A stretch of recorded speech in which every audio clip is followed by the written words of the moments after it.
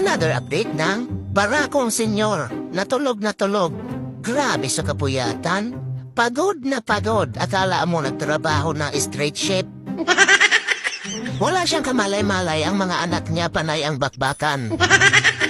Hindi na talaga mawawala sa mga maligalig ang bakbakan sa isang araw. Walang kapayapaan, walang katahimikan, walang kaayusan dahil bakbakan dito, bakbakan doon ang kaganapan. Ang madalas magbakbakan ay ang magkakapatid na si Kasi, Chito at Natnat. Kapag yung tatlo na nagsabong, kakawalis mo lang mamaya-maya nagkalat na naman ang mga balahibo sa sahig. Habang nagbabakbakan ay hindi naman matitinat ang barako sa pagkakatulog. Kung merong nagsusuntukan, meron namang naghahabulan. Ang inahing Chloe at si Natnat ang madalas maghabulan at nakakaakyat pa yan sa kung saan-saan.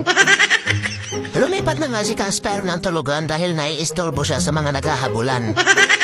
Sa halip na magsaway, lumipat ng tulugan, napakahusay. Pagsapit ng gabi, ayan na ang sinasabi sa hula. Gumalaw na ang berdugo. Kung ang mga mandirigma may kanya-kanyang labanan, si Champing lahat kalaban. Sa mga oras na ito ay si Chito ang napili niyang bakbakan. Nangangamba naman si Natnat dahil baka mamaya bigla siyang mabigwasan. Kaya napipik ko na naman ito dahil akala niya kasali siya sa labanan. Napaka-berdugo talaga ni Champing. Hindi niya talaga yan titigilan si Chito dahil alam niyang mahina ang mga suntok nito. Hinahayaan ko nga lang sila dahil mamaya mapapagod din yan at mapaplakda.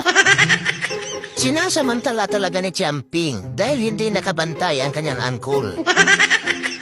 Wala siya napapala kay Chito dahil tinatakbuhan siya nito.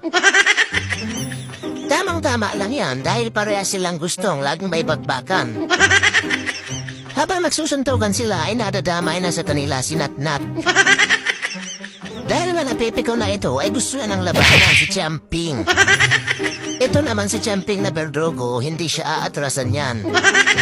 Napakalalakas ng binibitawang suntok ni Natnat kaya lang hindi umaabot. Another update ng berdugong Champing. At heto nga tulog na naman siya dito sa tuktok. Oh, ganyan na lang tayo, Champing. Patulog-tulog, tapos pagkagising, ihingi ng merienda. Napakahusay. Alas 9:30 na, Champing. Gumising ka na dyan. Gumigising din naman yan kapag ginigising. At kapag walang available na kalaban, maglalaro muna yan dyan sa mga toy niya. Hihintayin niya munang magising lahat bago siya pipili ng kalaban. Kinagabihan nga ay nakipagbakbaka na naman siya sa mga anak ng kanyang angkol. Nagtatago pa talaga sa basahan, akala hindi siya nakikita. Pagkatapos niyang habulin at bugbugin ang kanyang mga pinsan ay lumawit na naman ang dila ni Champing. Pagod na pagod yan siya dahil tatlo ang kanyang kalaban. Sa sobrang pagod niya ay nauhaw siya kaya uminom muna ng tubig si Champing. Parang tao lang, kapag napagod, iinom ng tubig. Napakahusay.